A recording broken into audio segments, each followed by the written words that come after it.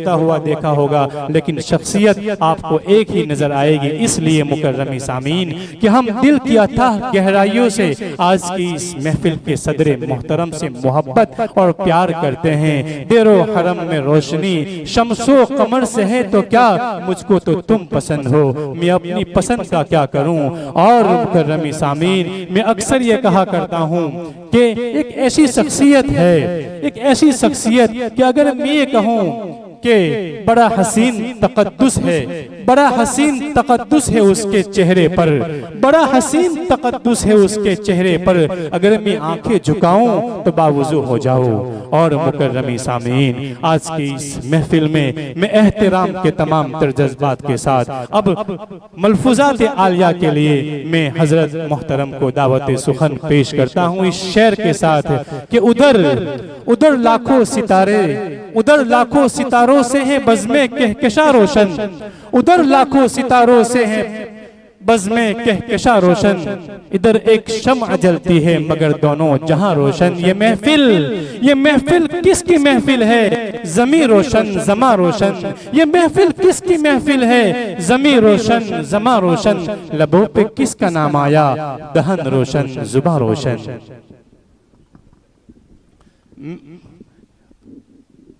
آج کی اس محفل کے صدر محترم کے استقبال کے لیے میں مولانا عبدالرزاق صاحب سے دعوت میں گزارش کروں گا کہ وہ گلدستوں کے ذریعے آج کی اس محفل کے صدر محترم کا استقبال کرے۔ نیز جامعہ فیضان القرآن کے رئیس و محتمم حضرت مولانا حبیب احمد صاحب سے بھی میری گزارش ہوگی کہ آج کی اس محفل کے صدر محترم کا گلدستے کے ذریعے استقبال کریں۔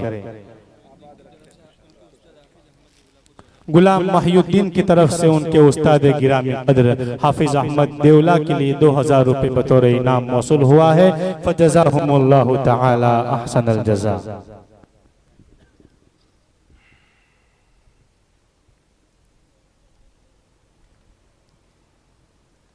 الحمدللہ نحمده ونستعینه ونستغفره ونؤمن به ونتوکل علیہ ونعوذ باللہ من شرور انفسنا ومن سیئات اعمالنا من يهده الله فلا مضل له ومن يضلله فلا هادي له ونشهد ان لا اله الا الله وحده لا شريك له ونشهد ان سيدنا ومولانا محمدا عبده ورسوله اما بعد اعوذ باللہ من الشیطان الرجیم بسم اللہ الرحمن الرحیم وعلم آدم الأسماء كلها ثم عرضهم على الملائكة فقال أنبئوني بأسماء هؤلاء إن كنتم صادقين قالوا سبحانك لا علم لنا إلا ما علمتنا إنك أنت العليم الحكيم وقال النبي صلى الله تعالى عليه وسلم تركت فيكم الثقلين لن تزلوا بعدي إن تمسكتم بهما کتاب اللہ و سنتی او کما قال علیہ السلام۔ واجب التقریم قابل صد احترام حضرات اکابر علماء کرام، بزرگان محترم، معزز خواتین، مائیں اور بہنیں، ماشاءاللہ بہت دیر سے آپ جامعہ کے ان طلباء کے بہترین پروگرام کو سن رہے تھے، اور اس پورے پروگرام کے اندر ہر طالب علم نے ہمارے دلوں میں علم و ایمان کی شمع روشن کرنے کی کوشش کی ہے، اس لیے کہ جامعہ کا تعلق ہی علم و ایمان سے، اس کا مقصد ہی یہ ہے کہ اس علم کے ذریعے سے دنیا میں ایمان کو لوگوں کے دلوں میں بٹھایا جائے۔ حق تعالیٰ جل شانہ و عم نوالہ نے جب اس کائنات کو بنایا تو پہلے تو بہترین قسم کا ایک مکان بنایا، لیکن اللہ کی ذات جتنی بڑی ہے اس کا بنایا ہوا مکان بھی اتنا ہی بڑا ہے۔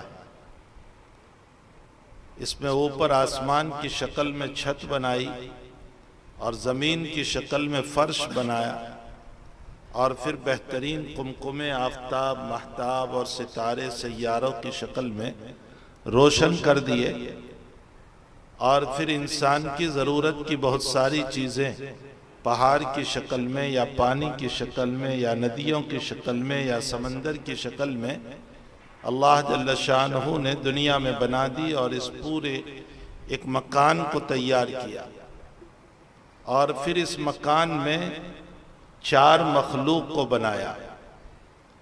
ایک مخلوق کا تعلق تو اللہ تعالیٰ کے اس مخلوق سے ہے جس کو حیوانات کہا جاتا ہے، چاہے وہ ہمارے گھروں میں پالنے والے جانور ہو یا جنگل میں رہنے والے، سمندر میں رہنے والی مچھلیاں ہو یا اپنے بلوں میں رہنے والی چونٹیاں اور کیڑے مکوڑے ہو یا سانپ اور بچھو ہو۔ ایک اللہ کی مخلوق یہ ہے۔ اللہ کی ایک دوسری مخلوق جن ہے، جو ہماری آنکھوں سے اوجھل ہے، ہمیں نظر نہیں آتی، لیکن آثار و احادیث سے اس کا ثبوت ہے کہ وہ اس کا وجود ہے اور وہ موجود ہیں۔ اللہ کی ایک تیسری مخلوق ملائکہ ہے، اور ملائکہ بھی ہماری آنکھوں سے اوجھل ہے، وہ نظر نہیں آتے، لیکن جن اور ملائکہ میں فرق یہ ہے کہ اللہ نے جنوں کو آگ سے بنایا اور ملائکہ کو نور سے بنایا۔ اور ایک چوتھی مخلوق حضرات انسان ہے، جس کو رب کریم نے مٹی کے ذریعے سے تیار کیا۔ یہ اس کائنات میں 4 مخلوق ہیں، لیکن ان چاروں مخلوق کے اندر پہلی قسم کی جو مخلوق ہے، یعنی حیوانات، بقدر ضرورت رب کریم نے ان کو عقل دی ہے۔ بہت زیادہ عقل نہیں دی، ضرورت کی عقل دی ہے، جس کے ذریعے سے وہ اپنے کھانے پینے کا نظام، اپنے خواہشات کا نظام پورا کر لیتے ہیں۔ اس سے زیادہ اللہ نے ان کو مکلف نہیں بنایا۔ دوسری مخلوق ملائکہ ہے۔ ملائکہ کو اللہ تعالیٰ نے ضرور پیدا کیا، وہ اللہ تعالیٰ کی مخلوق ہے، لیکن ان کو جن احکام کا حکم دیا گیا ہے وہ علیحدہ احکام ہیں۔ ان کو احکام تکلیفیہ، نماز اور روزے، زکوٰۃ اور حج کا حکم نہیں دیا گیا۔ ان کو اللہ تعالیٰ کے اوامر کو لانا ہے دنیا میں، یا جن کو جس کام پہ معمور کیا گیا، کسی کو بارش پر، کسی کو ہوا پر، اسے پورا کرنا ہے۔ اللہ تعالیٰ کی ایک تیسری مخلوق جس کو جن کہا جاتا ہے، اللہ نے اس مخلوق کو ناری مخلوق لیکن مکلف مخلوق بنایا۔ جیسے ہم کو مکلف بنایا ہے، اسی طرح ان کو بھی مکلف بنایا ہے۔ ان کو نماز پڑھنا ہے، ان کو روزے رکھنا ہے، ان کو اللہ کی عبادت کرنا ہے، ان کو ایمان لانا ہے۔ اسی لیے ان کے لیے بھی جنت اور جہنم کے مسائل ہوں گے۔ اور سب سے اعلیٰ درجے پر جس مخلوق کو اللہ تعالیٰ نے رکھا ہے وہ حضرات انسان ہے۔ اللہ جل شانہ نے شروع سے لے کر آج تک جتنے انبیاء کرام علیہ الصلوۃ والتسلیم کو بھیجا، وہ سارے کے سارے انسان ہیں۔ جنوں میں کوئی نبی نہیں آیا، ملائکہ میں کوئی نبی نہیں آیا، اس لیے کہ جن نظر نہیں آتے، افادہ اور استفادہ نہیں ہو سکتا، فائدہ نہیں اٹھا سکتے۔ ملائکہ کو اس لیے نہیں کہ ان سے بھی فائدہ نہیں اٹھا سکتے، اسی طرح نہ وہ کھاتے ہیں، نہ پیتے ہیں، نہ کوئی استنجا ہے، دنیا کی کوئی ضرورت ان میں نہیں ہے، تو اللہ نے ان کو نبی بھی نہیں بنایا۔ نبی انسانوں میں آیا، اور ان انبیاء کرام علیہ الصلوۃ والتسلیم نے ان تینوں مخلوق کے حقوق کو بیان فرمایا۔ میں کوشش کروں گا کہ آپ کے دلوں میں مدارس کی اہمیت پیدا ہو جائے اور اس علم کی اہمیت پیدا ہو جائے۔ حضرات انبیاء کرام علیہ الصلوۃ والتسلیم نے دنیا میں تمام مخلوق کے حقوق بیان فرمائے۔ میں آقا صلی اللہ تعالیٰ علیہ وسلم کی چند مثالیں احادیث کی شکل میں جو ہیں پیش کروں۔ نبی علیہ السلام ایک صحابی کے مکان پر تشریف لے گئے، تو ایک اونٹنی جو ہیں وہ بلبلانے لگی، منہ ہلانے لگی، آنکھوں سے آنسو بہنے لگے۔ حضرت اس کے قریب تشریف لے گئے تو وہ کچھ کہہ رہی تھی۔ آقا صلی اللہ علیہ وسلم نے اس کے مالک کو بلایا اور کہا کہ اونٹنی یہ کہہ رہی ہے کہ میری طاقت سے زیادہ یہ مجھ سے کام لیتا ہے۔ ان صحابی نے اعتراف کیا کہ جی یا رسول اللہ، اس کے بڑھاپے کے باوجود میں اس کی طاقت سے زیادہ کام لیتا ہوں، لیکن آئندہ میں توبہ کرتا ہوں کہ اس کی طاقت سے زیادہ کام نہیں لوں گا۔ نبی علیہ السلام نے ایک اونٹنی کا حق دلایا۔ آپ کا ایک دیہاتی صحابی کے وہاں تشریف لے جانا ہوا، وہ جنگل سے ہرنی پکڑ کر کے لے آیا تھا اور باندھی ہوئی تھی۔ اللہ کے نبی جب اس کے پاس تشریف لے گئے تو ہرنی رونے لگی اور یوں کہا کہ میرے بچے جنگل میں بھوکے ہیں، یا رسول اللہ یہ مجھے پکڑ کے لے آیا ہے، اگر مجھے اجازت ہو جائے تو میں جا کر اپنے بچوں کو دودھ پلا دوں اور دودھ پلا کر کے میں واپس آ جاؤں گی، پھر یہ مجھے جو کرنا چاہے کر سکتا ہے۔ حضرت نے فرمایا پکا وعدہ ہے تیرا؟ اس نے کہا میں بالکل وعدہ کرتی ہوں۔ آپ نے اس مالک سے فرمایا کہ اس کو چھوڑ دے، یہ اپنے بچوں کو دودھ پلانا چاہتی ہے۔ وہ گئی اور جا کر دودھ پلا کر کے آ گئی اور اس عربی اور دیہاتی کو کہا کہ لے اس کو باندھ دے۔ اس حدیث شریف سے علماء نے اتنے مسائل کا استنباط فرمایا کہ اس سے یہ معلوم ہوتا ہے کہ نبی علیہ السلام نے بچوں پر رحم کرنے کو فرمایا۔ اس سے یہ بھی معلوم ہوا کہ وفاداری کا سبق سکھایا کہ ایک جانور جا کر کے واپس آ گیا، لیکن افسوس کہ بے وفا یہ انسان بنا ہوا ہے جس کے اندر غداری کے مسائل ہیں۔ بعض روایتوں میں ایک یہودی سے حضور پاک صلی اللہ علیہ وسلم کا وعدہ ہو گیا یا کسی صحابی سے وعدہ ہو گیا، 3 دن گزر گئے، وہ صاحب بھول گئے اور نبی علیہ السلام صرف نماز کے لیے تشریف لے جاتے اور پھر اسی جگہ پر آ کر بیٹھ جاتے اور 3 دن تک اس کا انتظار کرتے رہے۔ جب وہ 3 دن کے بعد آئے، آپ نے کچھ نہیں کہا، اتنا کہا کہ وعدہ ہوا تھا اس کے مطابق میں آپ کے انتظار میں رہا۔ تو وہ ہرنی گئی اور جا کر کے واپس آ گئی۔ اس موقع پر نبی اکرم صلی اللہ علیہ وسلم نے فرمایا اگر تیرا جی راضی ہوتا ہو تو اس ہرنی کو چھوڑ دے، یہ وفادار ہیں کہ جو جا کر کے واپس آ گئی۔ ان صحابی رضی اللہ تعالیٰ عنہ نے اس ہرنی کو چھوڑ دیا۔ اس سے اشارہ فرمایا آپ نے کہ اللہ کے حبیب پاک صلی اللہ علیہ وسلم تعلیمات دے رہے ہیں جانوروں سے متعلق۔ ایک مرتبہ نبی اکرم صلی اللہ علیہ وسلم نے بیان فرمایا کہ کوئی آدمی یہ بل کے اندر اور سوراخ میں پیشاب نہ کرے، اس لیے کہ اولاً تو وہ کیڑوں اور مکوڑوں کا مکان ہوتا ہے، تم اس کو ویران کر دو گے، برباد کر دو گے، کسی کا گھر برباد ہو جائے گا۔ آپ نے کیڑے اور مکوڑے کے حقوق بیان فرمائے، چونٹیوں کے حقوق بیان فرمائے۔ ایک روایت میں فرمایا کہ ایک نبی علیہ السلام کو ایک چونٹی نے کاٹ لیا، آپ نے جہاں جتنی چونٹیاں تھی ان سب کو جلانے کا حکم دیا۔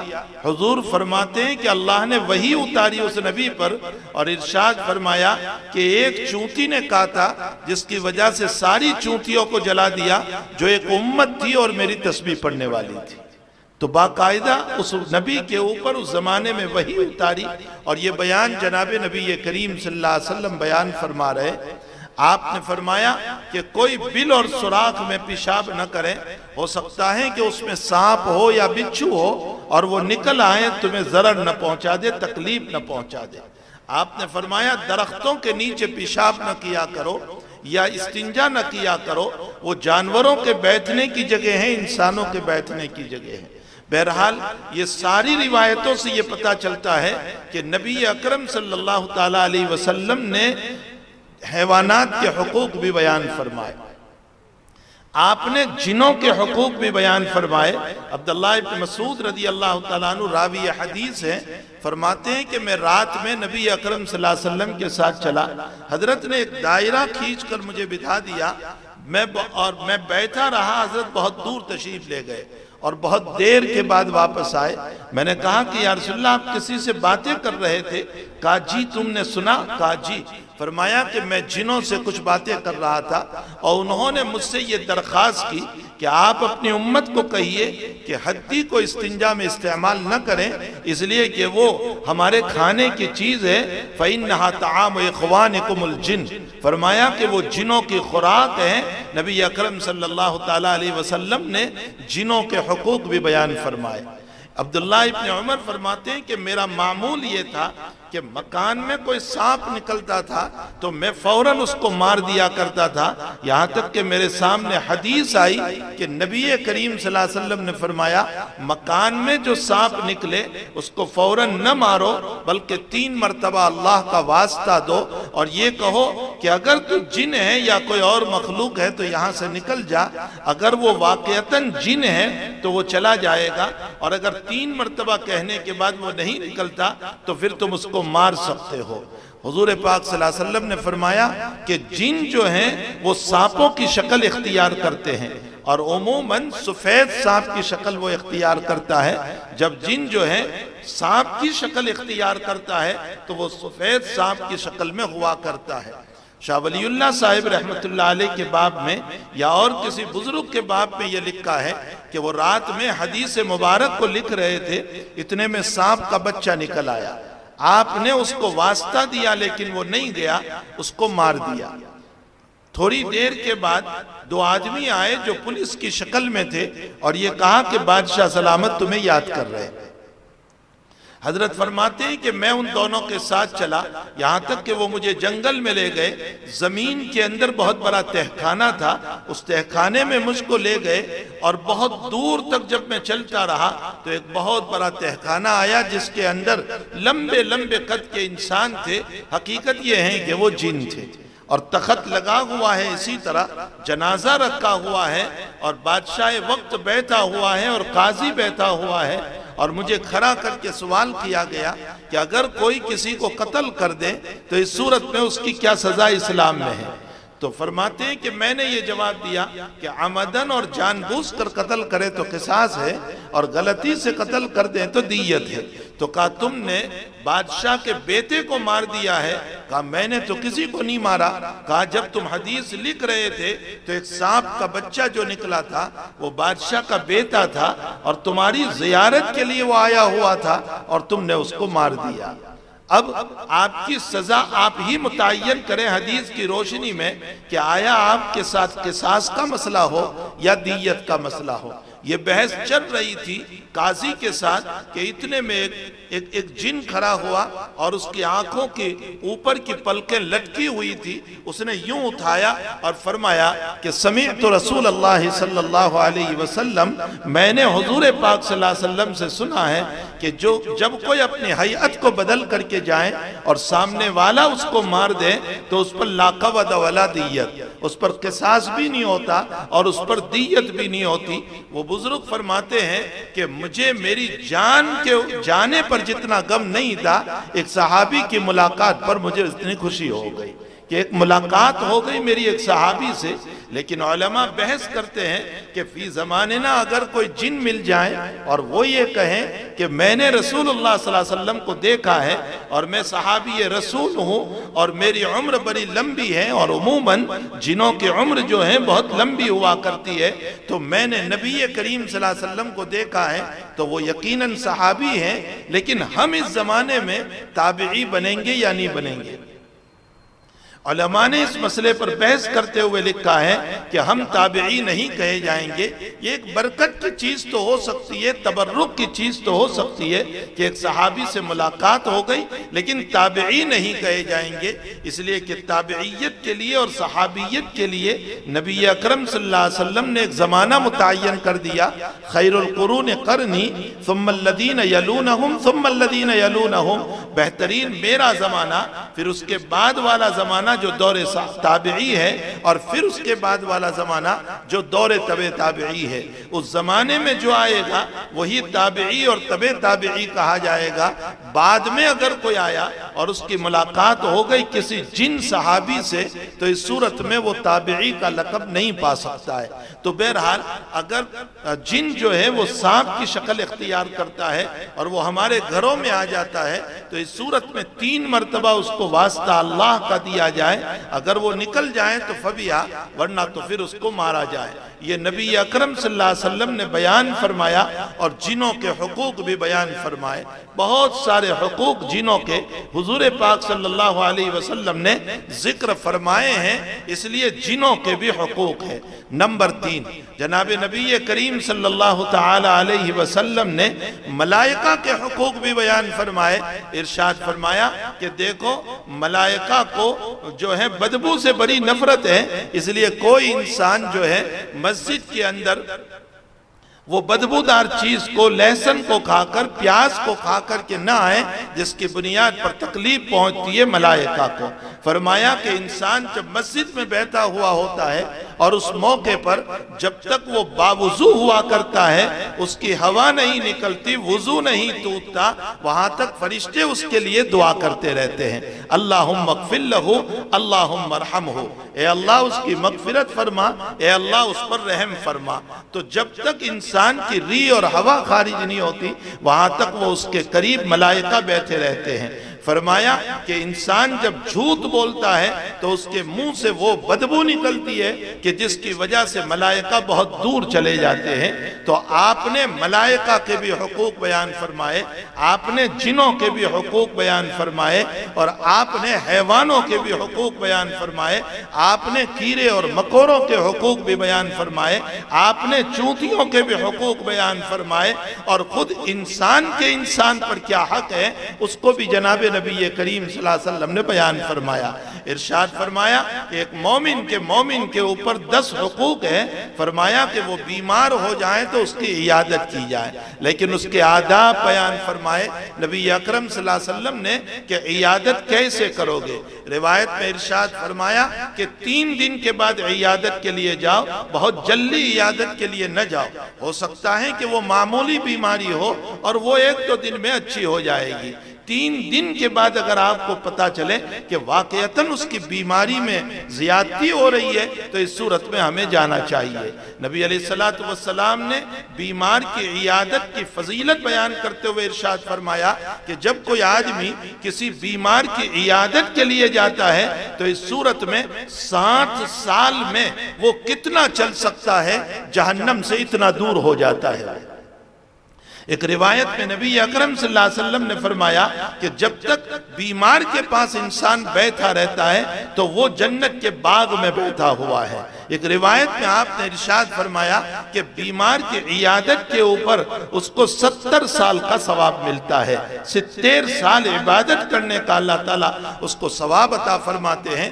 تو خود حقوق بیان فرمائے مومنوں کے اوپر کہ اگر بیمار ہو جائیں تو اس کے عیادت کے لیے جائیں، اگر انتقال ہو جائیں تو اس کے جنازے میں شریک ہو۔ حضرت ابو ہریرہ رضی اللہ تعالیٰ عنہ فرماتے ہیں نبی کریم صلی اللہ علیہ وسلم نے ارشاد فرمایا کہ جب کوئی کسی کی جنازے کی نماز پڑھتا ہے تو اللہ اس کو 1 قرات ثواب عطا فرماتے ہیں۔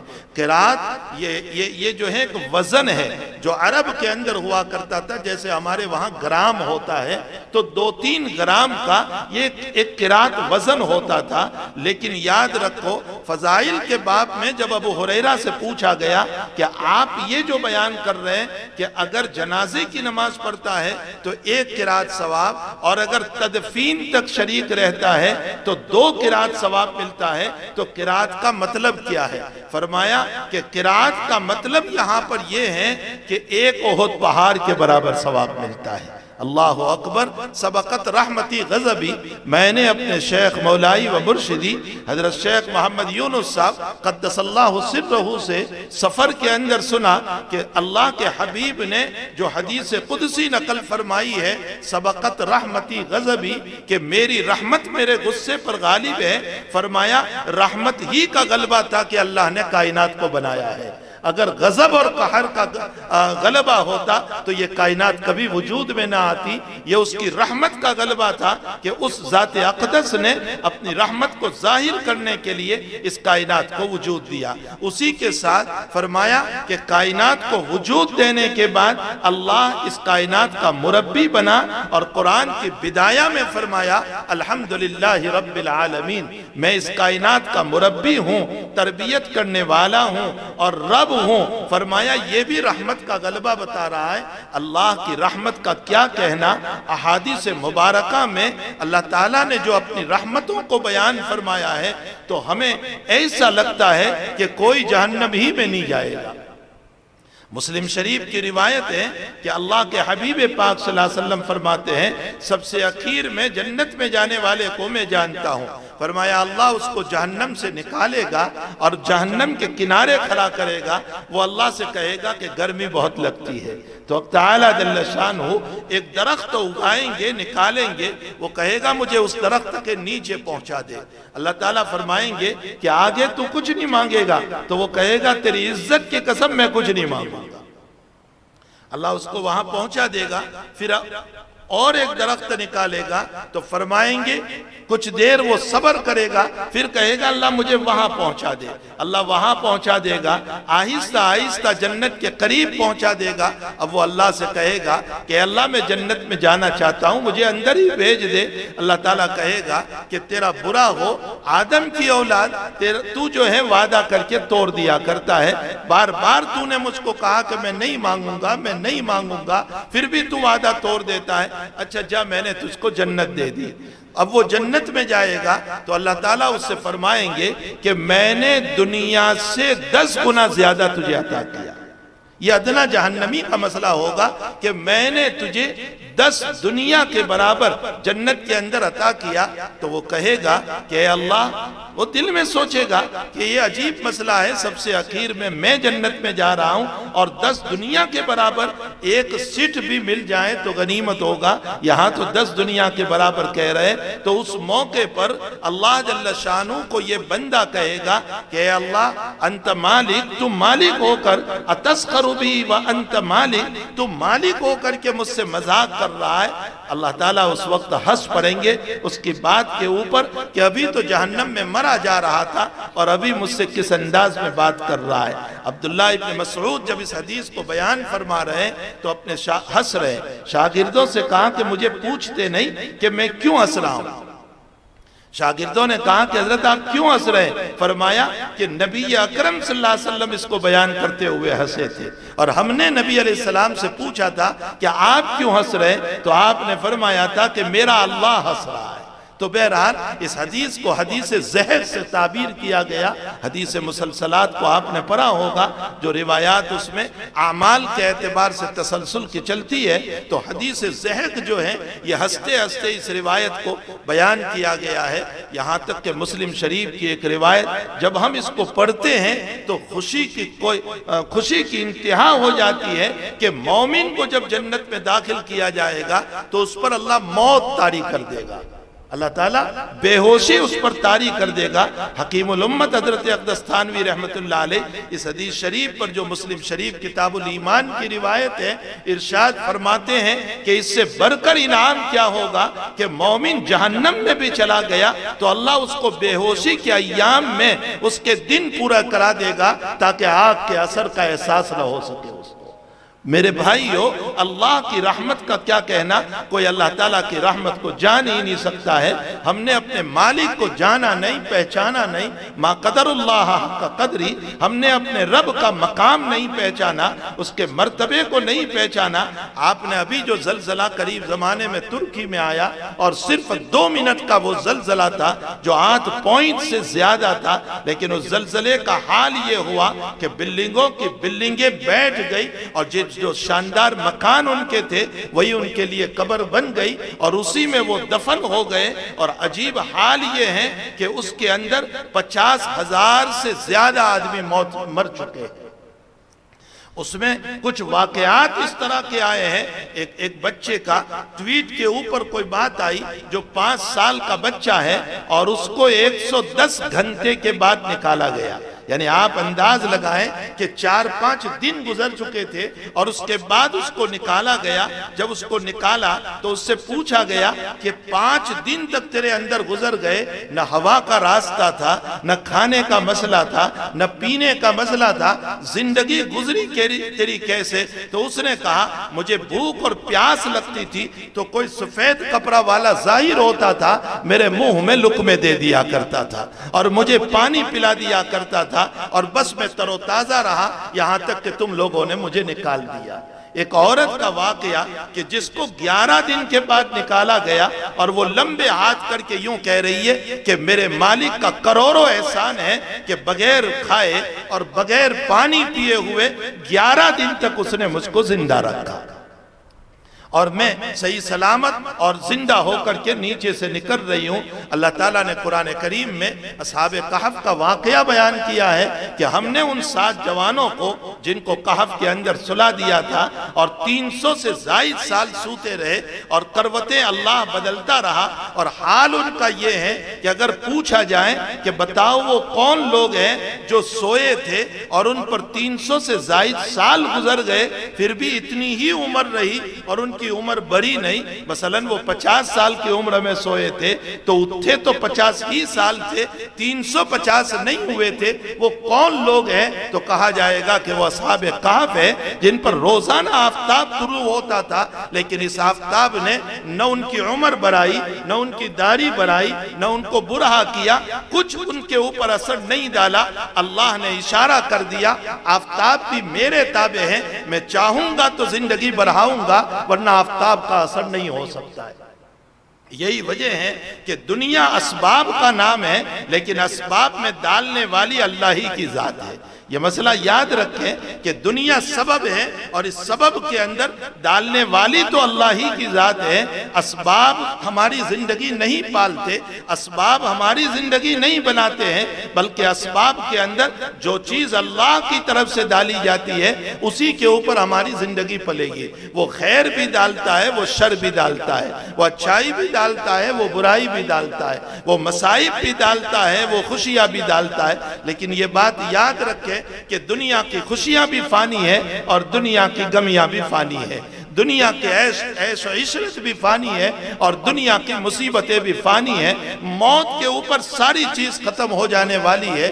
علامہ ابن قیم رحمت اللہ علیہ نے ایک بہترین بات زاد المعاد میں لکھی ہے کہ آخرت پر مومن کا ایمان ہے اور آخرت کی 2 خصوصیت ہے۔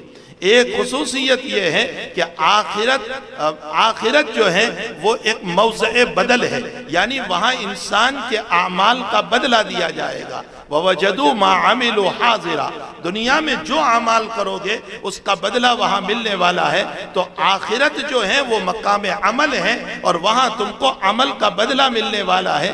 ایک تو یہ چیز ہے، اور دوسری خصوصیت آخرت کی یہ ہے کہ وہاں بقا ہی بقا ہے، فنا نہیں ہے، وہاں بالکل فنا نہیں ہے بلکہ بقا ہی بقا ہے۔ اگر عذاب ہے تو اس میں بقا ہے، اگر جنت ہے تو اس میں بقا ہے، تو بقا ہی بقا ہے، باقی رہنا ہی باقی رہنا ہے، فنائیت وہاں ہے ہی نہیں۔ تو جو چیز ہمیشہ باقی رہنے والی ہے اس چیز کے لیے ہمیں تیاری کرنی چاہیے اور وہ ہے آخرت ہے۔ دنیا تو بہرحال آنی جانی ہے، اس کی خوشیاں بھی جانے والی ہے، اس کی غمیاں بھی جانے والی ہے، اس کے عیش و عشرت بھی جانے والی ہے، اس کی مصیبت بھی جانے والی ہے، اس کا جیل خانہ بھی ختم ہونے والا ہے اور اس کا شاندار مکان بھی ختم ہونے والا ہے۔ اصل آخرت ہے اور اس انسان کو پیدا ہی کیا گیا ہے آخرت کے لیے۔ الدنیا مزرعۃ الآخرہ، دنیا آخرت کی کھیتی ہے، اسی لیے پیدا کیا گیا ہے۔ تو بہرحال نبی اکرم صلی اللہ تعالیٰ علیہ وسلم نے انسان کے بھی حقوق بیان فرمائے کہ بیمار ہو تو عیادت کرے، انتقال ہو جائے تو اس کے جنازے میں شریک ہو، حتیٰ کہ اس کی تدفین میں شریک ہو۔ اگر وہ قسم کھا لے اور اللہ نے تم کو مال دیا ہے تو اس کی قسم کو پوری کرنے کی کوشش کرے۔ اگر اس کو چھینک آ جائے اور وہ الحمدللہ کہے تو اس صورت میں اس کو یرحمک اللہ کہے۔ میں نے قید لگائی ہے کہ اگر اس کسی مومن کو چھینک آئے اور وہ خود الحمدللہ پڑھے تو ہمیں یرحمک اللہ کہنا ہے، اگر وہ الحمدللہ نہیں پڑھتا تو ہمیں یرحمک اللہ سے دعا نہیں دینا ہے۔ قاضی عافیہ ایک حنفی قاضی تھے، بہت بڑے قاضی تھے۔ چاپلوس لوگ جو ہوا کرتے ہیں ہر دور کے اندر حکومت کے، کوئی انکار نہیں کر سکتا ہے اس کا کہ ہر دور میں حکومت کے کچھ چاپلوس ہوا کرتے ہیں۔ زمانہ ہارون رشید کا تھا اور ہارون رشید کے دربار میں کچھ چاپلوسیوں نے ہارون رشید کو شکایت یہ کر دی کہ قاضی عافیہ جو ہے وہ حکومت کے مال میں اسراف کرتے ہیں، فضول خرچی کرتے ہیں۔ ہارون رشید نے بلا لیا قاضی عافیہ کو، بیٹھے ہوئے ہیں، سارے وزراء بیٹھے ہیں، پوچھ تاچھ ہو رہی ہے، مسئلہ چل رہا ہے ان کا، اور اس درمیان ہارون رشید کو چھینک آ گئی۔ سارے مجمع نے کہا یرحمک اللہ، لیکن قاضی عافیہ نے یرحمک اللہ نہیں کہا۔ ہارون رشید نے کہا کہ تم نے مجھ کو دعا نہیں دی، کیا اس لیے کہ میں نے تمہاری پکڑ کی ہے؟ تمہارا کیس چل رہا ہے، تمہارا مقدمہ میرے پاس ہے، اس لیے تم نے مجھ کو دعا نہیں دی؟ فرمایا نہیں، یہ مسئلہ نہیں ہے، میں نے حدیث پر عمل کیا۔ فرمایا حدیث پر کیا عمل ہوا؟ فرمایا نبی اکرم صلی اللہ علیہ وسلم فرماتے ہیں کہ عاطش اور چھینکنے والا اگر خود الحمدللہ پڑھے تو اس کو یرحمک اللہ سے جواب دینا ہے، اور اگر خود نہ پڑھے تو اس کو جواب نہیں دینا ہے۔ چونکہ آپ نے الحمدللہ نہیں پڑھا، اس لیے میں نے آپ کو یرحمک اللہ سے جواب نہیں دیا۔ ہارون رشید نے جواب دیا کہ جو دعا میں اتنی بخیلی کرتا ہو اور شریعت کے خلاف دعا نہیں دے سکتا، وہ حکومت کے مال میں اسراف کیسے کر سکتا ہے؟ اسی پر ان کی رہائی ہو گئی۔ ہمارے حضرت شیخ یونس صاحب قدس اللہ سرہ نے اس واقعے کو ہمیں بخاری میں سنا کر کے یہ کہا تھا کہ قاضی عافیہ کی رہائی جو ہے وہ اتباع سنت کی وجہ سے ہوئی ہے۔ انسان سنت کے اوپر چلے گا تو اللہ جل شانہ جیلوں کی سلاخوں کے پیچھے سے بھی رہائی عطا فرمائیں گے، بڑے سے بڑے ظالم کے پاس سے بھی رہائی عطا فرمائیں گے۔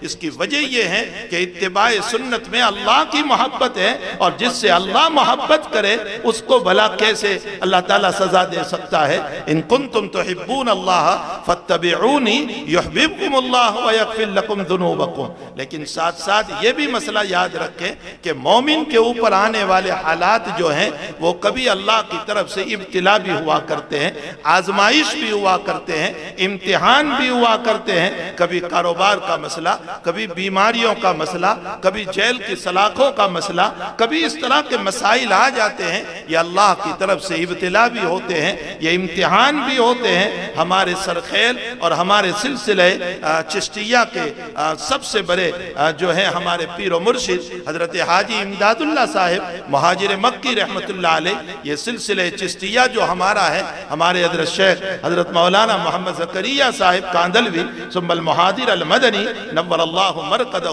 اللہ تعالیٰ آپ کی قبر کو نور سے منور فرمائے، اللہ آپ کے درجات کو بلند فرمائے۔ ہم نے حضرت شیخ یونس صاحب سے سنا کہ حقیقت یہ ہے کہ حضرت شیخ رحمت اللہ علیہ میرے استاذ کو یعنی حضرت شیخ زکریہ رحمت اللہ علیہ کو اللہ تعالیٰ نے جو مقبولیت عطا فرمائی تھی، فرمایا میری نظر میں اتنی مقبولیت فی زماننا اللہ نے کسی بزرگ کو نہیں عطا فرمائی۔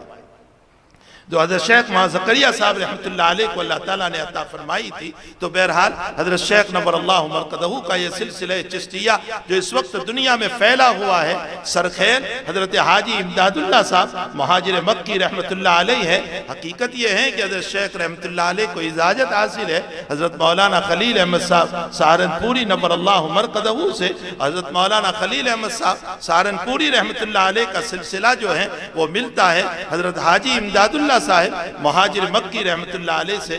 مجھے ایک بات یاد آ گئی، حضرت مولانا محمد تقی صاحب عثمانی نے اپنے پیر و مرشد حضرت ڈاکٹر عبدالحی صاحب عارفی رحمت اللہ علیہ کی ایک بات نقل کی۔ بات تو اصل حدیث کے سلسلے میں نقل کی ہے کہ ہمارے مدرسوں میں کبھی آپ آؤ گے تو مدرسے میں حدیث کی کتابیں جہاں پر آئی جاتی ہے تو متن مختصر ہوتا ہے، حدیث مختصر ہوتی ہے، سند بڑی لمبی ہوتی ہے۔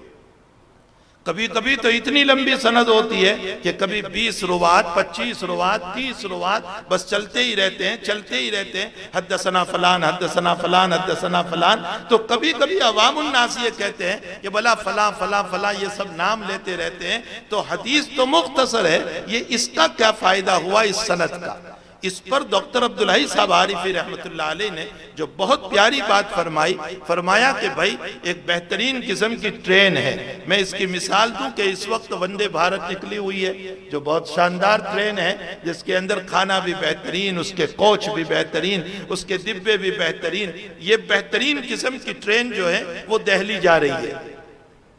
اب ایک پرانا ڈبہ جو ہے جو 1990 کا ماڈل تھا یا اس سے بھی پرانا ماڈل تھا، تو اس کو پیچھے جوڑ دیا گیا۔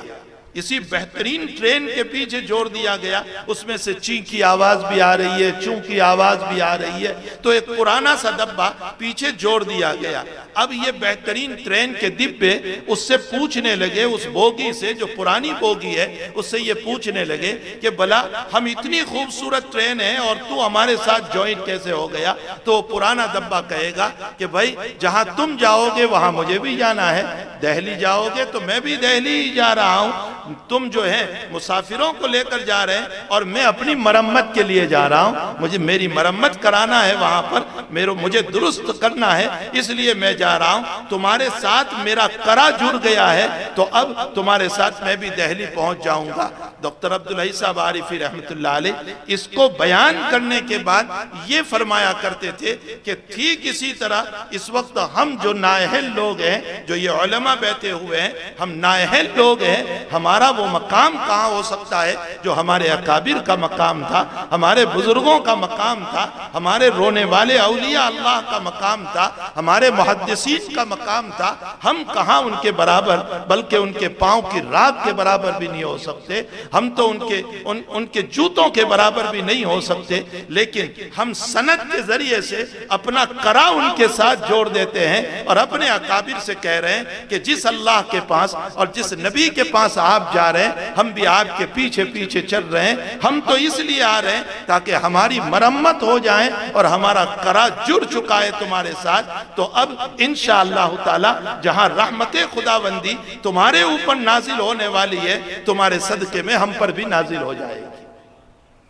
اسی لیے یہ سلسلہ تصوف جو ہے، یہ سلسلہ تصوف کے اندر بھی ہم جب جوائنٹ ہو جاتے ہیں، جب کسی سے بیعت ہو جاتے ہیں، تو حقیقت یہ ہے کہ ہم نے اپنا کرا جوڑ دیا، ہم نے اپنا کرا جوڑ دیا ہے ان پیر کے ساتھ، اس بزرگ کے ساتھ، اس ولی کے ساتھ اپنا کرا جوڑ دیا ہے، یہ سمجھتے ہوئے کہ میں نااہل ہوں، میں نادان ہوں، میں نالائق ہوں، میں معاصی کا پتلا ہوں، میں گندا کرا ہوں، لیکن تم نیکوں کے ساتھ جوڑ رہا ہوں تاکہ رحمت خداوندی جب تم پر اترے تو کچھ چھیتے اللہ مجھ کو بھی نصیب فرما دے، میری اصلاح ہو جائے، میری تربیت ہو جائے۔ حضرت مولانا تقی صاحب کا نام آیا، یہ بچے بیٹھے ہوئے ہیں، میں ایک بات ذکر کروں، مولانا تقی صاحب خود فرماتے ہیں کہ میں اور میرے بھائی مولانا رفیع صاحب، ہم دونوں کے دونوں جب ڈاکٹر عبدالحی صاحب عارفی رحمت اللہ علیہ سے بیعت ہوئے تو 1 سال تو کچھ نہیں کہا، لیکن 1 سال کے بعد ہم کو بلا کر کے یوں کہا کہ دیکھو تم دونوں بیانوں میں بہت جاتے ہو، اب آئندہ بیان میں نہ جایا کرو، شیخ حکم لگا رہے ہیں کہ آئندہ بیانوں میں نہ جایا کرو۔ آج کل کی پیری مریدی کا حال یہ ہے کہ بس اللہ ہی معاف فرمائے، اگر پیر صاحب کہہ دے کہ آپ کو 3 سال تک بیان میں نہیں جانا ہے تو شاید مرید اتنے ہیلے حوالے کرے گا، حضرت امت کا فائدہ ہے، امت کے ساتھ ربط ہے، امت کو جوڑنا ہے، اور پیر کی بات کو ہوا میں اڑا دے گا۔ چونکہ آج کل پیری مریدی نام ہی اس کا رہ گیا ہے کہ کبھی پیر کو جنت میں اڑاؤ، کبھی خود جنت میں اڑنے لگو، بس ایک خوابوں کی دنیا رہ گئی ہے۔ اپنی اصلاح، اپنی تربیت، یہ تو کوئی چیز رہی نہیں کہ اپنے باطنی امراض کو پیش کریں ان کے سامنے تاکہ ہماری اصلاح ہو جائیں، ہماری تربیت ہو جائیں، ہم بن جائیں، اس کی تو فکر ہے نہیں، بس اپنے آپ کو کبھی تو ہے۔ حالانکہ مسائل تصوف میں ایک مسئلہ یہ لکھا ہوا ہے کہ اپنے شیخ کو اپنی عزت کمانے کا ذریعہ نہ بنائیں، تصوف کا مسئلہ ہے کہ اپنے شیخ کو اپنی عزت کمانے کا ذریعہ نہ بنائیں، اپنے شیخ کو اپنی دولت کمانے کا ذریعہ نہ بنائیں، اس لیے کہ شیخ تربیت کے لیے ہیں، عزت کمانے کے لیے نہیں ہے، دولت کمانے کے لیے نہیں ہے۔ تو بہرحال تقی صاحب کہتے ہیں کہ ہمارے ڈاکٹر عبدالحی صاحب نے بیان پر ہمیں منع کر دیا، اب لوگ ہمیں بیان کی دعوت دینے آ رہے ہیں تو ہم یہ کہتے ہیں دونوں بھائی حضرت نے منع کیا، وہ کہتے ہیں کہ ہم حضرت کے پاس جائیں، تو ہم کہا کرتے ہیں کہ حضرت کے پاس جاؤ لیکن ہمارا نام نہ لینا۔ اس طرح پر 7 سال گزر گئے، ایک بیان نہیں ہونے دیا، ایک بیان نہیں، ایک قول کے مطابق 8 سال گزر گئے۔ اب اس کے بعد اکورا خطک سے دعوت پہنچی ان کو، تو مولانا نے وہی جواب دیا کہ حضرت نے منع کر رکھا ہے۔ تو کہا اچھا ہم حضرت سے کہیں، حضرت سے جا کر کہا تو ڈاکٹر عبدالحی صاحب رحمت اللہ علیہ نے فرمایا کہ اچھا مولی تقی چلے جاؤ، یہ ہے اجازت۔ فرمایا مولوی تقی چلے جاؤ، لیکن جانے کے بعد تم دونوں بھائی میرے پاس آنا۔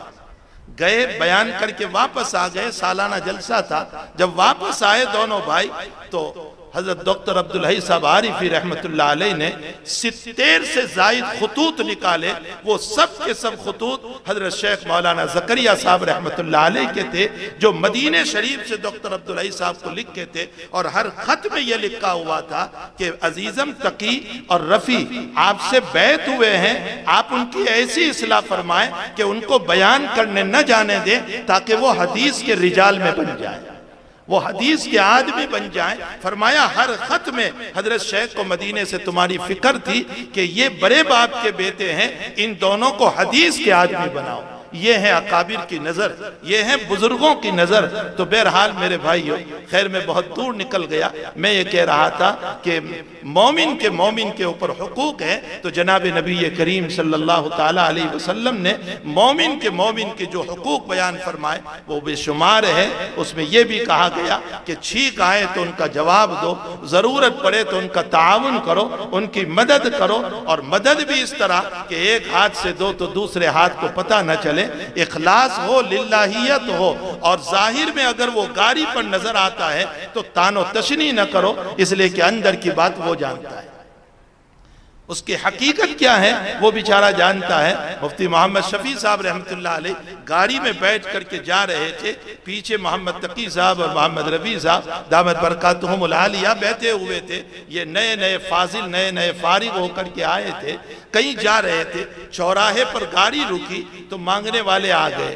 ماں شفیع صاحب رحمت اللہ علیہ نے 2-4 روپے نکال کر کے ان کو دے دیے، پھر دوسرا آیا ان کو دیے، تیسرا آیا ان کو دیے، جتنی دیر گاڑی رکی دیتے رہے۔ جب گاڑی چلی تو مولانا تقی صاحب کہنے تھے کہ میں نے ابا جی سے یوں کہا کہ ابا جی آپ ان کو کیوں دے رہے ہیں، یہ مستحق تھوڑے ہی ہوتے، یہ جو نئے فضلہ ہوتے ہیں نا، ان کو مسائل کی حقیقت کا پتہ نہیں چلتا، جوش بہت ہوتا ہے ان کو، اور یہ جوش میں حقیقت کھو بیٹھتے ہیں کہ کہاں کس مسئلے کو جو ہے استعمال کرنا چاہیے۔ تو ماں تقی صاحب فرماتے ہیں کہ میں نیا فارغ ہو کر آیا تھا، میں نے ابا جی سے کہا کہ ابا جی یہ مستحق نہیں ہوتے ہیں، آپ ان کو کیوں دے رہے ہیں؟ تو ابا جی نے تھوڑی دیر خاموشی اختیار کی اور اس کے بعد فرمایا بیٹو میری بات سنو، ہم بھی اللہ کے مستحق کہاں ہیں، ہم بھی اللہ کے مستحق کہاں ہیں؟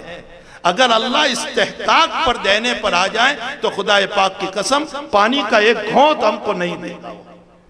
وہ بغیر استحقاق کے ہم کو دے رہا ہے، نہ نماز ہے ہمارے پاس، نہ روزہ ہے ہمارے پاس، نہ عبادت ہے ہمارے پاس، نہ اخلاص ہے ہمارے پاس، نہ للہیت ہے ہمارے پاس، کوئی چیز نہیں ہے، لیکن وہ بغیر استحقاق کے ہم کو کھلا اور پلا رہا ہے۔ فرمایا ہمیں بھی مخلوق کا اسی طرح تعاون کرنا چاہیے جیسے وہ رب ہم کو دے رہا ہے۔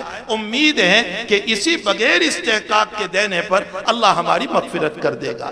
تو مومن کے اوپر حقوق ہے، انہی حقوق میں بیان کیا گیا، غیبت نہ کرو، حسد نہ کرو، بغض نہ رکھو، آپس میں پیار اور محبت سے رہو، ایک دوسرے کے ساتھ بھائی بن کر کے رہو۔ میرے بھائیوں ہم بہت لڑ چکے، بڑے اختلاف ہمارے ہو چکے، آپس میں بہت دور ہو گئے، ایک دوسرے سے بہت مقابلہ کر لیا۔ اب مومنوں کو چاہیے کہ امتم واحدہ، ایک امت بن جائیں، اللہ کی رحمت یقیناً اترنے کے لیے تیار ہے۔ حقیقت یہ ہے کہ یہ سارے علوم جو ہیں، یہ سارے علوم چاہے جنوں کے حقوق ہے، حیوانوں کے حقوق ہو، یا ملائکہ کے حقوق ہے، یا انسانوں کے ساتھ حقوق ہے، ان تمام حقوق کو جو ہیں وہ اسی مدرسے میں پڑھایا جاتا ہے، اور ان مدارس دینیہ اور مدارس اسلامیہ میں اسی کی تعلیم دی جاتی ہے۔ اسی لیے ان مدارس کو جو ہیں کھولے گئے ہیں، اور ان مدارس کے ذریعے سے ان علوم کی روح پھونکی جا رہی ہے۔ اس لیے آپ ان مدارس کو عبث نہ سمجھے، بیکار نہ سمجھے، اس کو معمولی نہ سمجھے، ان علماء کو حقیر نہ سمجھے، ان علماء کو عزت کی نظر سے دیکھیں۔ میں نے ابھی کسی بیان میں کہا کہ بہت سے لوگ یہ کہہ دیا کرتے ہیں کہ امام صاحب کو نماز پڑھنا تھا، اب امام نے نماز پڑھا دی تو اس میں کون سا مسئلہ ہو گیا؟ نہیں، یہ مسئلہ نہیں ہے۔ آپ کو قیامت کے دن صرف آپ کی نماز کی پوچھ ہوگی، اور امام کو سارے مصلیوں کی پوچھ ہوگی۔ آپ امام کی ذمہ داری سمجھیں کہ امام کو سارے مصلیوں کی پوچھ ہوگی، تو یہی علماء ہیں جو دین کی اشاعت کر رہے ہیں، یہی علماء ہیں جو ایمان کی روح پھونک رہے ہیں، یہی علماء ہیں جو ہمیں سیدھی راہ بتا رہے ہیں، یہی علماء ہیں جو ہمیں صراط مستقیم بتا رہے ہیں، یہی علماء ہیں جو ہمیں مسجد تک لے جا رہے ہیں، یہی علماء ہیں جو ہماری نمازیں صحیح کر رہے ہیں، یہی علماء ہیں جو ہمارے رمضان کو بہترین بنا رہے ہیں، یہی علماء اور حفاظ ہیں جو ہمیں قرآن سناتے ہیں، تراویح پڑھاتے ہیں، اور یہی علماء ہیں جو مرنے کے بعد ہمارے قبر پر ایصال ثواب کرنے والے ہیں۔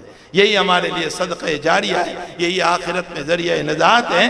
اس لیے حق تعالیٰ نے کائنات کو بنایا تو پہلا انسان آدم علیہ السلام کو اسی علوم کو لے کر کے بھیجا تھا۔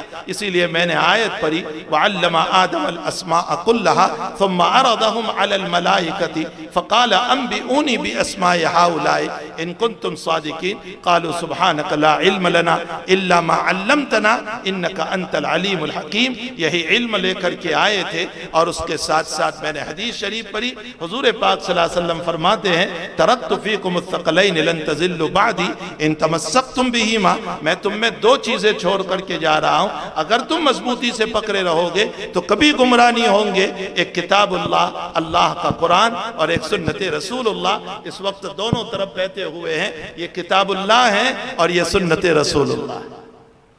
یہ کتاب اللہ ہے، یہ حفاظ ہے جن کو اللہ نے حافظ بنایا ہے، ان کے سینے میں قرآن کو دے دیا ہے، محفوظ کر دیا ہے، اور یہ سنت رسول اللہ کے حامل ہیں جو اپنے دلوں میں اللہ کے نبی کی ہزاروں حدیثوں کو لے کر چل رہے ہیں۔ ان دونوں کو مضبوطی سے پکڑے رہیں گے تو انشاءاللہ تعالی ہم کبھی ناکام نہیں ہو سکتے ہیں۔ یہ فتنوں کا دور ضرور ہے، حالات ضرور ہیں، سارے مسائل اپنی جگہ ہیں، یاد رکھو سب کچھ سودا کر لینا لیکن ایمان کا سودا کبھی نہ کرنا۔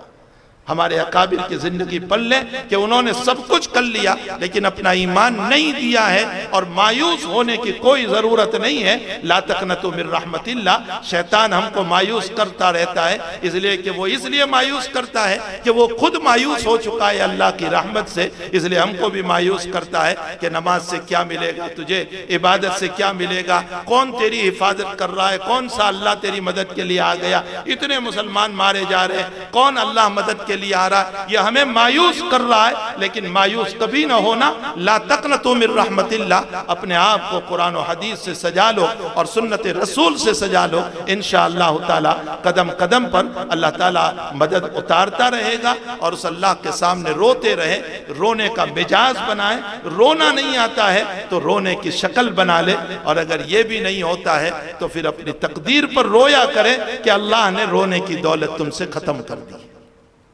اور آخری بات پر میں اپنی بات ختم کر دوں کہ موسیٰ علیہ نبینا علیہ السلام کے زمانے میں ایک آدمی تھا کہ جس نے حضرت موسیٰ سے یوں کہا، بنی اسرائیل میں سے تھا، اس نے یوں کہا کہ موسیٰ تو کہتا ہے کہ گناہ کرنے پر یہ ہو جاتا ہے، فلاں ہو جاتا ہے، عزت چلی جاتی ہے اور دولت چلی جاتی ہے، نہ میری عزت جا رہی ہے نہ میری دولت جا رہی ہے، میں تو بہت شان و شوکت کے ساتھ رہتا ہوں، گناہ سے کیا مجھے کوئی نقصان نہیں ہوا۔ حضرت موسیٰ نے رب کریم سے جب یہ سوال کیا کہ اللہ وہ اتنے گناہ کر رہے اس کے باوجود تو نے کچھ نہیں لیا، تو اللہ نے فرمایا موسیٰ میں نے لیا ہے، اس کو احساس نہیں ہے۔ فرمایا کیا لیا؟ فرمایا میں نے عبادت کی لذت کو ختم کر دیا ہے، دعاؤں کی لذت کو ختم کر دیا ہے۔ معلوم ہوتا ہے کہ گناہوں کی وجہ سے کبھی اللہ عبادتوں سے دور کر دیتا ہے، کبھی گناہ کبھی دعاؤں کی لذتیں لے لیا کرتا ہے، کبھی رونے کی دولت کو بھی چھین لیا کرتا ہے اور دل کو پتھر کی طرح بنا لیا کرتا ہے۔ اس لیے اپنے آپ کو گناہوں سے بچائیں اور اللہ کے نیک بندے بننے کی کوشش کریں۔ حق تعالی ہمارے اس جلسے کو بے حد قبول فرمائے۔ ابھی حضرت مولانا حبیب صاحب نے جو بہت سارے پروگرام جو تمہارے سامنے رکھ کے مثلا تخصص فی الافتاء یہاں شروع ہونے جا رہا ہے، اسی طرح ایک بہت بڑا جو پروگرام شروع کرنے جا رہے ہیں، اللہ ان کو اور ہمت عطا فرمائے، طاقت عطا فرمائے، حاسدین کے حسد سے حفاظت فرمائے، بدخواہوں کی بدخواہی سے حفاظت فرمائے کہ وہ لوگ جو ڈاکٹر بنتے ہیں، جو لائر بن رہے ہیں، جو انجینئر بن رہے ہیں اور جو اپنی تعلیم کے پیچھے 1-1 لاکھ اور 1.5 لاکھ ٹیوشن کے اندر خرچ کر رہے ہیں، مولانا نے ایک بہت بڑا پروگرام پروگرام بنایا کہ میں میرے وہاں دارالاقامہ رکھوں گا، ہاسٹل رکھوں گا، اور ان ڈاکٹر بننے والوں کو، لائر بننے والوں کو، انجینئر بننے والوں کو میں میرے وہاں رکھوں گا، اور ان کو جو ہے ٹیچنگ کلاس چلائیں گے، ان کو ٹیوشن دیا جائے گا، جس کے پیچھے ہر مہینے 1.5 لاکھ خرچ ہو رہا تھا۔ مولانا کہتے ہیں معمولی پیسوں کے اندر، یا غریب ہے تو بلا پیسوں کے، لڑکوں کے لیے علیحدہ نظام، لڑکی کے لیے علیحدہ نظام، پھر اس کے ساتھ دینی نظام، تاکہ ان کی تربیت بھی ہوتی رہے، وہ نمازوں پر بھی باقی رہے، ان کی زندگی خوبصورت رہے، اور دنیا کے ہوتے ہوئے وہ دین کو نہ چھوڑے۔ اس کے لیے ایک لمبا پلان انہوں نے اپنے ذہن میں ترتیب دیا ہے۔ اللہ اس پلان کو خوب قبول فرمائے اور اس کو بارآور فرما دے، اور اللہ تعالیٰ اور اس سے آگے بڑھ کر کے ایک بہترین کالج تک ان کو پہنچا دے، ایک بہترین یونیورسٹی تک پہنچا دے۔ یہ انسان ہی کر سکتا ہے، اس کے لیے کوئی ملائکہ نہیں آیا کرتے ہیں، اور انسان وہ کرتا ہے جو باہمت ہوا کرتا ہے۔ ہمت مردہ تو مدد خدا۔ ایک انسان جب عزائم لے کر کے اٹھتا ہے تو پھر اللہ کی نصرتیں اترتی ہے، اللہ کی مددیں اس کے لیے اترا کرتی ہے۔ یہ چھوٹا سا ایک جامعہ تھا جو کسی زمانے میں بہت چھوٹا تھا، اور پترے والی مسجد کے نام سے یہ مشہور تھا، اور پترے والی واقعتاً مسجد تھی جہاں ان کے والد مرحوم رحمت اللہ علیہ پڑھایا کرتے تھے، اور بہت کم بچے تھے کہ جن کو تعلیم دی جا رہی تھی۔ کیا معلوم تھا حضرت مولانا فضل صاحب رحمت اللہ علیہ کو کہ میرا ہونہار بیٹا جو آگے چل کر کے جامعہ کو اللہ تعالیٰ اتنی بڑی وسعت کا اس سے کام لے لیا کرے گا۔ یہ اللہ ہی کا فضل ہے، ذالک فضل اللہ یؤتیہ من یشاء۔ اللہ اس ادارے کی خصوصاً اور تمام اداروں کے عموماً اللہ تعالیٰ حفاظت فرمائے، اور دین دگنی رات چوگنی ترقیوں سے مالا مال فرمائے۔ یہ دعا آزمن واس جملہ جہاں آمین بعد، وآخر دعوانا الحمدللہ رب العالمین۔ ایک ضروری اعلان ہے، تمام حضرات جتنے خاموشی کے ساتھ بیٹھے رہیں، بہت جلد انشاءاللہ ہمارا پروگرام پورا ہو رہا ہے۔ ایک نکاح ہے، نکاح کے جو ہے دلہا، گواہ اور وکیل بھی آ جائیں، اس کے بعد حضرت نکاح پڑھا دیں گے، اور اس کے بعد جو حضرات بیعت ہونا چاہتے ہیں وہ بیعت ہو جائیں، وہ بھی نکاح کے بعد فوراً اسٹیج کے پاس قریب آ جائیں، کھڑے ہو جائیں۔ حضرت جو ہے کلمات نکاح کے بیعت کے کلمات پڑھائیں گے، آپ لوگ پڑھیں گے، انشاءاللہ آپ لوگ بیعت ہو جائیں گے۔ گواہ اور وکیل دلہا ہے، ادھر آ جاؤ سامنے۔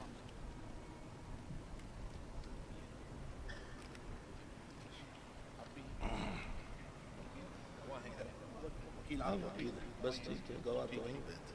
الحمدللہ نحمدہ ونستعینہ ونستغفرہ ونؤمن بہ ونتوکل علیہ ونعوذ باللہ من شرور انفسنا ومن سیئات اعمالنا، من یہدہ اللہ فلا مضل له ومن یضللہ فلا ہادی له، ونشهد أن لا إله إلا الله وحده لا شريك له، ونشهد أن سيدنا مولانا محمدا عبده ورسوله، أما بعد، أعوذ بالله من الشيطان الرجيم، بسم الله الرحمن الرحيم۔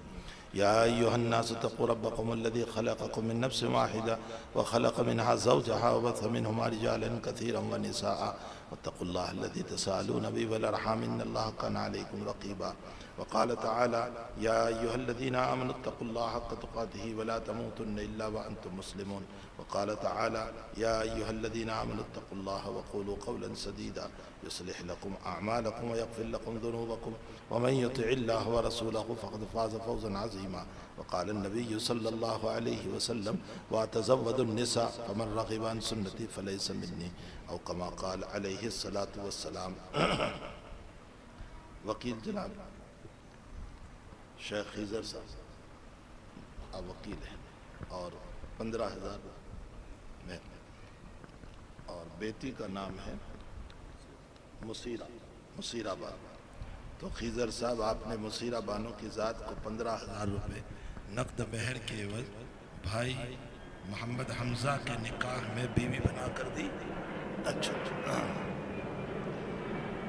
بھائی محمد حمزہ، جناب خیزر صاحب نے اپنی موکلہ مسیرہ بانو کی ذات کو 15,000 روپے نقد مہر کے عوض آپ کی بیوی بنا کر دی، آپ نے قبول کیا؟ جی میں نے قبول کیا۔ بارک اللہ لکما بارک اللہ علیکما وجمع بینکما بالخیر۔ بھائی جو بیعت ہونے والے حضرات بھی آ جائیں، اسٹیج کے قریب آ جائیں، بیعت ہونے والے حضرات۔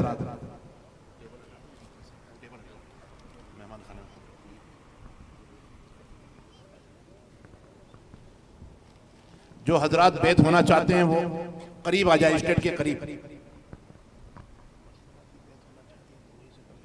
وہ کلمات وہیں سے بول لیں. مستورات بھی جو بیعت ہونا چاہتی ہیں حضرت جو کلمات پڑھائیں گے وہ وہیں پر پڑھیں، انشاءاللہ وہ بھی بیعت ہو جائے گی. جو بیعت ہونا چاہتے ہیں قریب آ جائیں، بیٹھ جائیں بس. ٹھیک ہے، بیٹھ جائیں. بیٹھ جائیں. حضرت جو کلمات پڑھائیں گے وہ کلمات آپ کو حضرت کے ساتھ ساتھ پڑھنا ہے.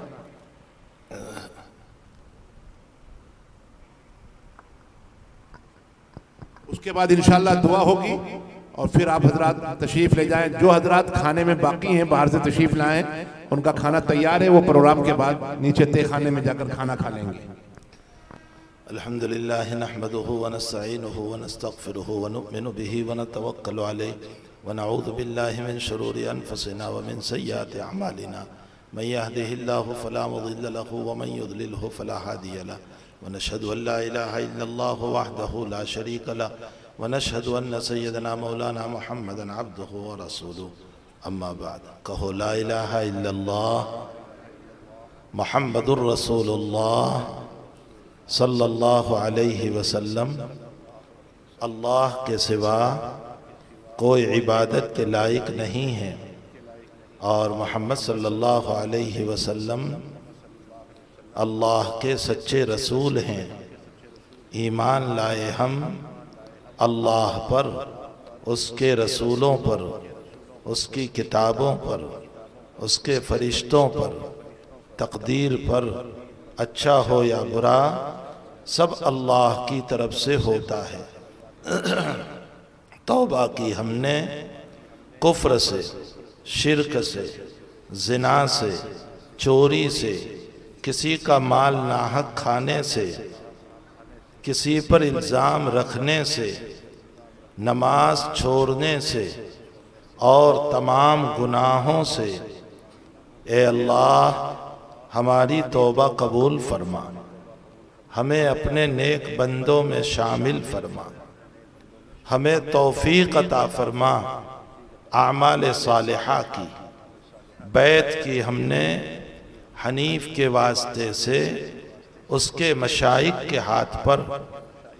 اے اللہ ہماری بیعت کو قبول فرما. بیعت کوئی واجب نہیں ہے، سنت ہے. اصل یہ ہے کہ ایک سرپرست تربیت کے لیے ہے تاکہ ہماری تربیت ہو. کبھی قبض طبیعت پر طاری ہوتا ہے تو مشورہ کر لیں، کبھی کوئی بات ہو تو ہم ان سے پوچھ لیں، دعاؤں کی درخواست کریں. اس لیے بیعت ہوتی ہے. ہمارے اکابر جو ہیں بیعت کے سلسلے میں چند باتیں دیا کرتے ہیں. پہلی بات، صبح کو تھوڑا سا ذکر کر لیں.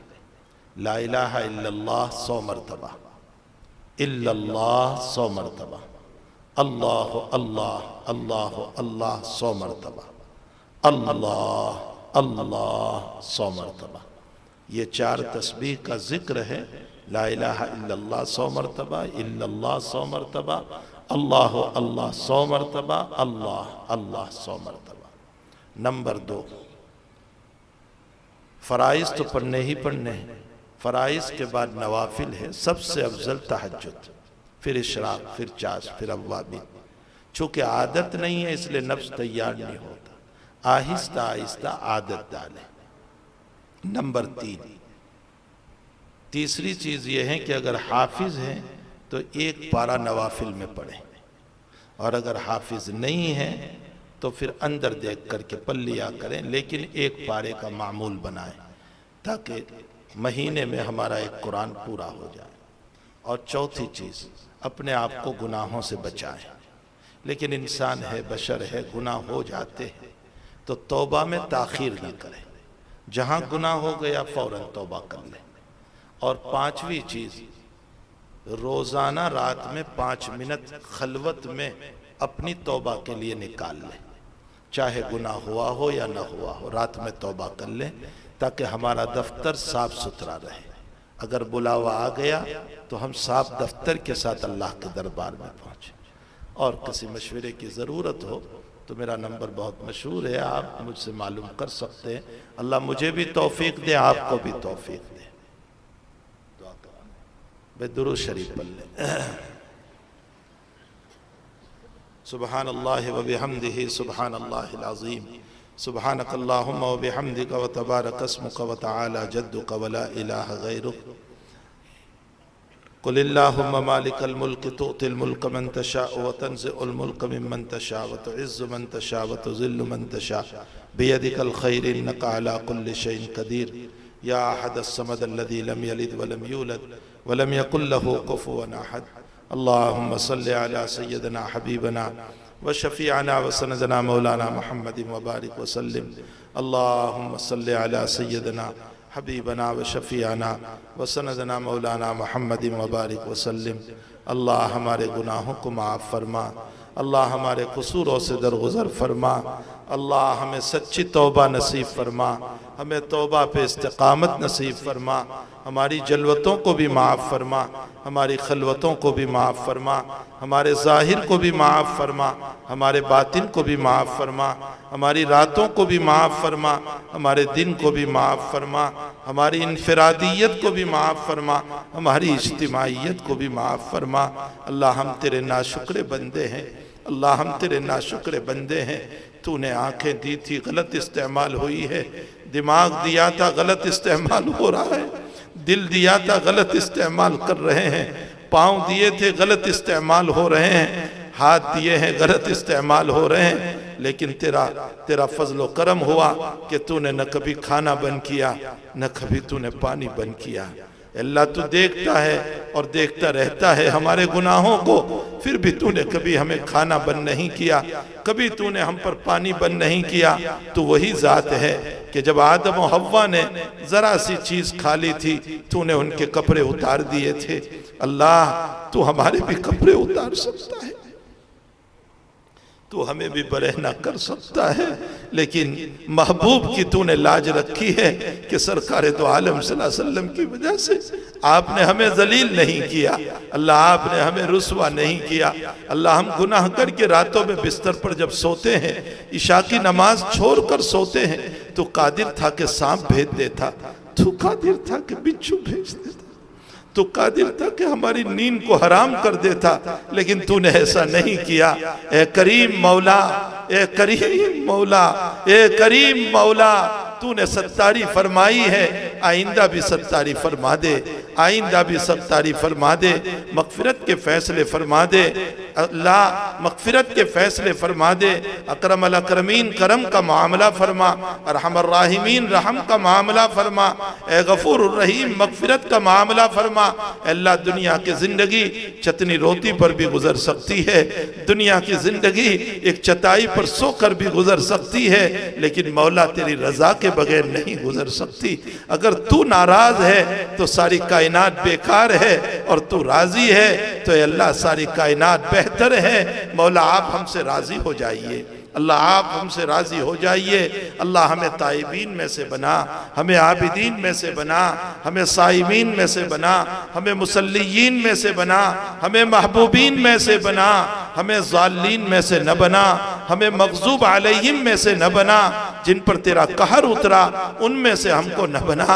اے اللہ ہم ضرور نالائق ہیں، ہم ناشکر ضرور ہیں، لیکن تیرے ہی تو بندے ہیں، کلمہ تیرا ہی پڑھ رہے ہیں۔ اس فتنے کے دور میں اے اللہ، اس بے حیائی کے دور میں ہم تیرا ہی کلمہ پڑھ رہے ہیں، تیرا ہی نام لے رہے ہیں۔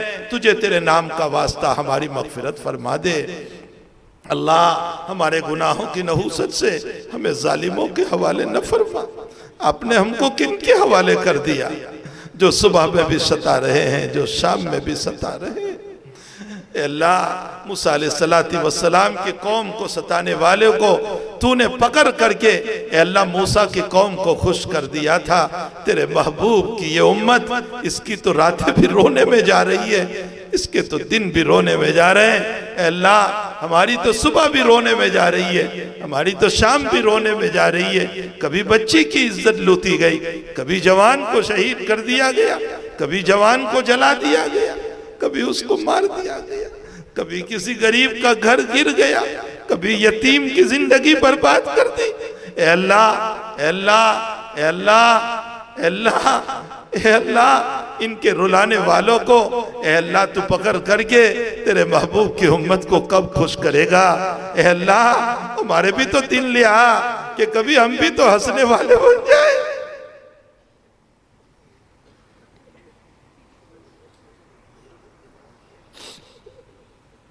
اللہ اپنے کرم کا معاملہ فرما دے، اپنے رحم کا معاملہ فرما دے۔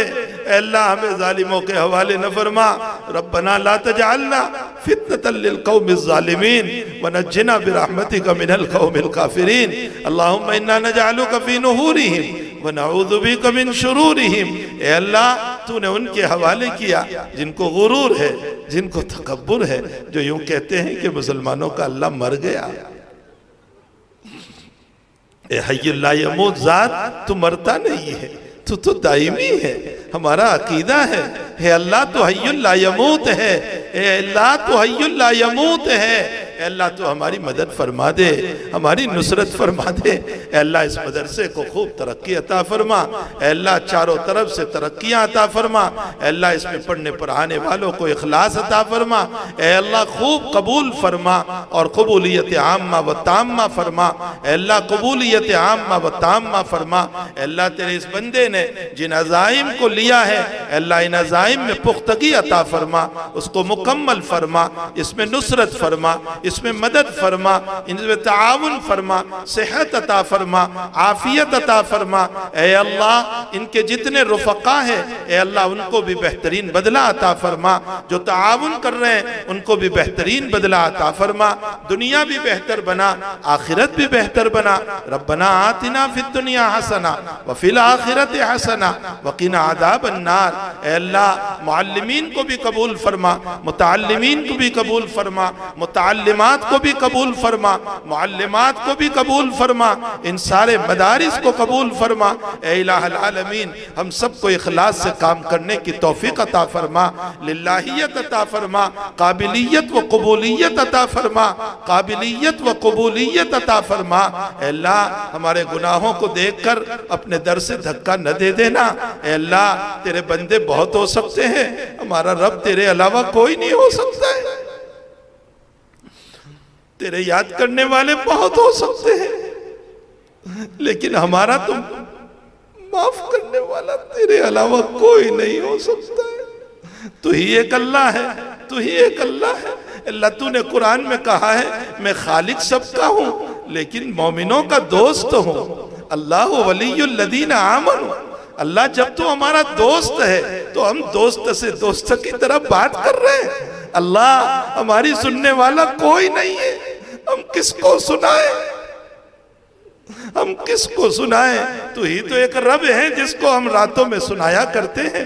اے اللہ رات کا ایک حصہ گزر چکا ہے، تہجد کا وقت شروع ہو چکا ہے، تیری رحمتیں اتر رہی ہے، تو خود پہلے آسمان پہ آ چکا ہے۔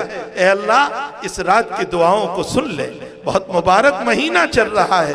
اے اللہ ان قریب رمضان بھی آنے والا ہے، ہماری دعائیں سن لے۔ اے اللہ ہماری دعائیں سن لے، اللہ ہماری دعائیں سن لے۔ اے اللہ بیماروں کو شفا عطا فرما، مرحومین کی مغفرت فرما، پریشان حالوں کی پریشانیوں کو دور فرما۔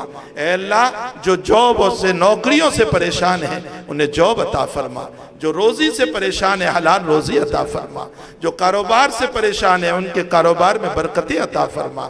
اے اللہ جو نکاح ہوا ان میں برکتیں عطا فرما۔ اے اللہ جو بیت میں عہد کیے گئے انہیں پورا کرنے کی توفیق عطا فرما، اس پر استقامت عطا فرما، اس میں نصرت و مدد فرما۔ اور اللہ گناہ ہو جائیں تو توبہ کی توفیق عطا فرما۔ اے اللہ جو مرحوم ہو چکے ہیں ان سب کی قبروں کو نور سے منور فرما، ان کے درجات کو بلند فرما، ان کو اعلیٰ علیین میں جگہ عطا فرما۔ اے اللہ ہماری اس دعا کے چرنے کے موقع پر جن کے قبروں میں عذاب ہو رہا ہو، جو مومنین اور مومنات اس وقت عذاب میں ہو، اسی وقت ہم دعا کرتے ہیں اللہ آپ ان کے عذاب کو ہٹا دیجئے، ان کی قبر کو باغیچہ بنا دیجئے، جنت کا باغیچہ بنا دے، جہنم کے گھرے سے ان کی حفاظت فرما لے۔ اللہ ہمارے والدین کی مغفرت فرما، ہمارے مشائخ کی مغفرت فرما، ہمارے متعلقین کی مغفرت فرما، ہمارے رشتہ داروں کی مغفرت فرما، ہمارے بھائی بہنوں کی مغفرت فرما، محبین محبوبین کی مغفرت فرما، پوری امت مسلمہ کی مغفرت فرما، ہمارے شاگردوں کی مغفرت فرما۔ اے اللہ ایک دن آنا ہے تیرے پاس، آنا ہے یقیناً آنا ہے۔ اللہ اس کائنات کو چھوڑنا ہے، اے اللہ نہ چاہتے ہوئے بھی چھوڑنا ہے، لیکن اللہ تو ایسے نہ بلانا جیسے ایک مجرم کو پکڑا جاتا ہے اس کو باندھا جاتا ہے، جس کو لات مار مار کے لے جاتے ہیں۔ اللہ تو ایسے نہ بلانا، ایسے بلانا جیسے ایک مہمان کو بلایا جاتا ہے، جیسے اس کا اکرام کیا جاتا ہے۔ ارجعی الی ربک راضیۃ مرضیہ کے پروانے کے ساتھ بلانا، دین کی خدمت کرتے ہوئے بلانا، قرآن و حدیث پہ موت عطا کرنا، نمازوں پر موت عطا کرنا، سجدوں پر موت عطا کرنا۔ اے اللہ مرنے کے بعد والی زندگی ہمارے لیے بہتر سے بہتر بنانا، آخرت کی زندگی بھی بہتر سے بہتر بنانا۔ اے الہ العالمین، جو مانگا وہ بھی عطا فرما، جو نہیں مانگا وہ بھی عطا فرما۔ اے اللہ اتنا بڑا مجمع تیرے سامنے فقیر بن کر کے بیٹھا ہوا ہے، اس میں جوان بھی اپنی مستی کو نکال کر بھکاری بن کے بیٹھے ہوئے ہیں، اس میں معصوم بھی بچے ہیں، اے اللہ اس میں برے بھی ہیں جن کی داڑیاں سفید ہے، اس میں محدثین بھی ہے، اس میں مفسرین بھی ہے، اس میں علماء بھی ہے، اس میں فقہاء بھی ہے، اس میں حفاظ بھی ہے، اے اللہ اس میں معلمات بھی ہے، اس میں متعلمات بھی ہے۔ اے اللہ نہ معلوم کس کی آمین تجھے پیاری ہوگی، اے اللہ اس مقبول آمین کے ساتھ آج کی ہماری آمینوں کو قبول فرما لے، آمین یا رب العالمین۔ وصلی اللہ علی نبینا محمد وآلہ وصحبہ اجمعین برحمتک یا ارحم۔ عالمہ جو بچیاں ہیں ان کا انعام انشاءاللہ کل ان کو گلشن دائی حلیمہ سے فون کر کے جو انہیں پہنچا دیا جائے گا انشاءاللہ۔ اور بچوں کو جو انعام ہے وہ ابھی قاری مسعود صاحب اور مولانا عارف صاحب سے مسجد میں جا کر کے لے لیں۔ علماء کرام، حفاظ کرام اور جن کا پروگرام میں حصہ تھا وہ تمام طلبہ ابھی مسجد میں چلے جائیں، قاری مسعود صاحب اور مولانا عارف صاحب کے ہاتھوں سے اپنا انعام لے لیں، اور بچیاں جو ہیں وہ اپنا انعام انشاءاللہ کل ان کو دائی حلیمہ سے فون کر کے ان کو اطلاع کر دی جائے گی اور پہنچا دیا جائے گا۔ جزاکم اللہ واسع۔ جامعہ فیضان القرآن کی طرف سے ایک اعلان یہ ہے، جامعہ فیضان القرآن کی طرف سے ایک اعلان یہ ہے کہ آئندہ سال جو داخلہ اپنے بچوں کا کرانے کے متمنی ہو وہ 6 مارچ سے لے کر 16 مارچ تک اپنی کارروائی مکمل کر لے۔ اسی طرح جامعۃ الصالحات گلشن دائی حلیمہ میں بھی جو اپنی بچوں کو داخلہ کرانا چاہتے ہیں وہ بھی 6 مارچ سے لے کر 16 مارچ تک اپنی کارروائی مکمل کر لے۔ ان کے لیے اپ ڈاؤن کا بھی انتظام کیا جائے گا انشاءاللہ۔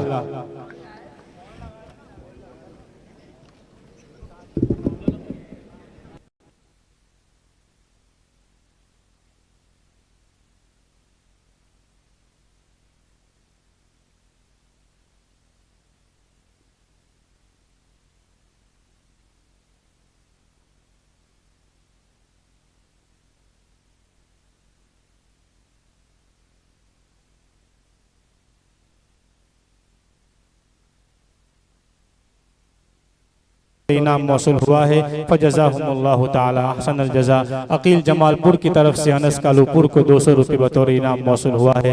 اسی طرح بہت سے اور رقومات موصول ہوئی ہے۔